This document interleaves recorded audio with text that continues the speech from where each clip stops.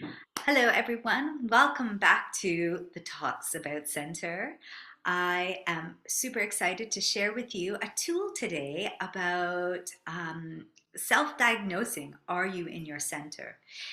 I'm Amanda, and if you don't know me, I have been kind of living the life of being and walking in center and almost searching for center.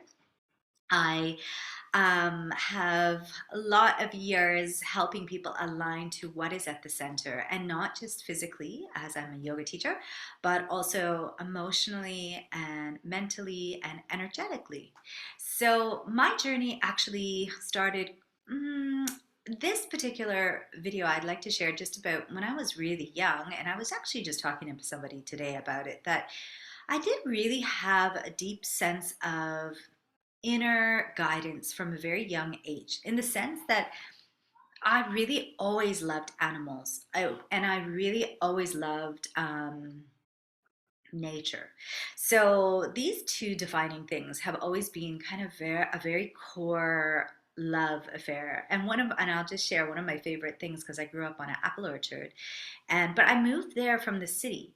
So it wasn't like this conscious, oh, we're going to the country or anything. I was quite young when we moved there. But every spring, our whole apple orchard would bloom in flowers, and these pink, beautiful flowers. And it was magic. For me, that moment in time was so magic. And I think that's what brought me into this love of nature. And kind of like my mother, she really she loved animals, and there she would always be bringing home parrots and dogs that she had rescued. And yeah, it was, so the farm could support this. It wasn't a huge farm, but I had this kind of feeling and love for nature. And then as I got older, like we all do, we go through college or high school, and then you get into early adulthood. And this is when things went a little bit wonky. That love affair for nature was no longer paramount, because I actually didn't live in nature anymore. I moved to the city quite young in life. I would think I was like 18. And then I wanted to go, being a farm girl, I wanted to go to the biggest city on the planet. So I went to London, England, and wanted to be downtown and, yeah, right in the center of the action. And yeah, somewhere in there, I always felt a little bit off. Like I never could stay with that amount of like just busyness, constantly busy. Anyways, a little fast forward, going back to, I did move back to Toronto, went to school, got into yeah, colleges, universities, but never felt this sense of alignment, really strong sense of alignment of I was on a good path, until a few things happened along the way that made me think, wait a minute, this is very interesting. Like I had a very synchronistic experience happen where I was thinking about something, and it happened like a switch had gone on, and then down a rabbit hole I went, and I followed this, and ended up in a very unique situation working on a boat in the Caribbean. And it was really fascinating, because it felt like this metaphysical moment where my thoughts and reality met. And but interestingly, after that, I had a few experiences around it, around this synchronicity, but it was never something that I could hold on to. It wasn't something that it was a tangible, practical way of guiding my life, until I realized that actually it was because I had been struggling with mind and heart for a very long time. And the more I looked at this dichotomy, the more I realized that when magic happened, it generally happened when I had a very open heart and a very open mind. And it just was like this cry to the universe that was like, show me the way. And this is when I realized that actually, this is what I need to be aligned to. It is actually this sense of center that is aligned with the universe. So, over this time, I developed and realized it's actually about being in the center. It's all about finding and aligning to the center. Now, everybody defines center very differently.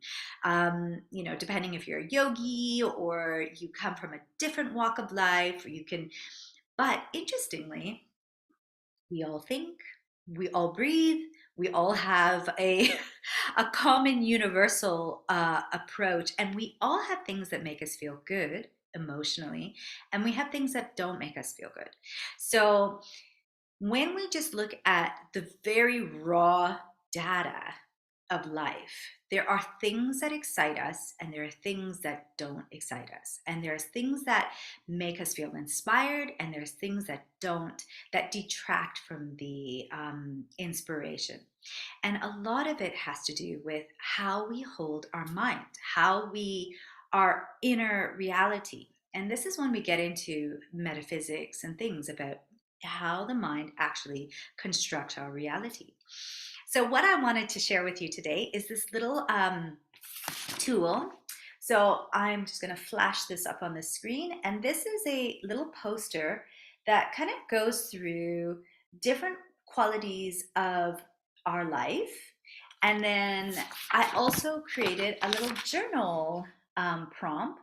Oh, it's backwards. But what I wanted love for you to do is if you really would love to go through this process, I am going to send it out to you. If you drop me a line, a comment, and if you can subscribe, that would be also super cool. And just like the video so other people can um, also have these tools, because I think the more of us that align to this place that it's hard, where the magic happens. It's where the magic happens. This is the juice of life. Like if we can all get into the juice and we can, help each other kind of break through those confrontations of the mind, our past, the way we were raised, the way that not all of it was bad, not all of it's great, but we are truly free all the time to think whatever we want to think. We can think positively. We can think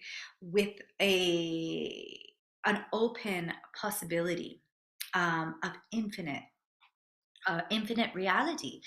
So, and the choices that we make, if we look at um, some of these, there's vision, creativity, embodiment, nutrition, energetic tools, emotional balance.